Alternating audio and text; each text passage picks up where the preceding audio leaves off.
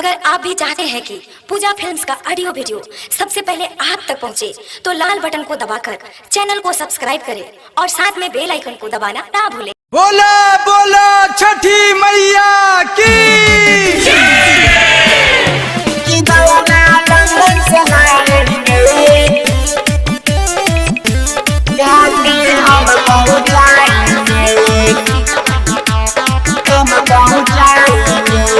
खुशिया ले अइले बानी फलावा मंगइले बानी संगावा में औरी अरग पा घटिया सजइले बानी मुखिया मंगइले बानी नारियल संगे न से पा खुशिया ले अइले बानी फलावा मंगइले बानी संगावा में औरी अरग पा घटिया सजइले बानी मुखिया मंगइले बानी नारियल संगे न से पा की दौड़ा लंदन से लाएंगे घाटे हम पहुँचाएंगे। की दौड़ा लंदन से लाएंगे घाटे हम पहुँचाएंगे।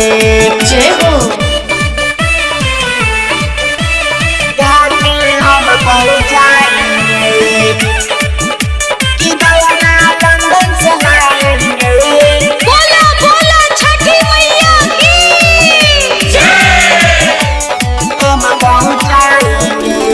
छठी माई के घटिया पर बम बजाएंगे डीजे पर डांस करके कमर हिलाएंगे। छठी माई के घटिया पे बम बजाएंगे डीजे पर डांस करके कमर हिलाएंगे। की दौड़ा लंदन से लाएंगे घाटे हम पहुँचाएंगे। की दौड़ा लंदन से लाएंगे घाटे हम पहुँचाएंगे। जय हो घाटे हम पहुँचाएंगे। की दौड़ा लंदन से लाएंगे। प्रेम से बोली छठी मैया की घाटे हम पहुँचाएंगे। मनीष दीवाना से दियरी मंगाएंगे मुखिया के टांगी के कोसिया सजाएंगे। मनीष दीवाना से दियरी मंगाएंगे मुखिया के टांगी के कोसिया सजाएंगे। की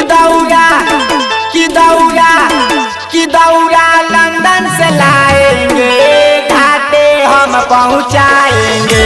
की दौड़ा लंदन से लाएंगे घाटे हम पहुँचाएंगे। रिकॉर्डिंग स्टूडियो कोटवा।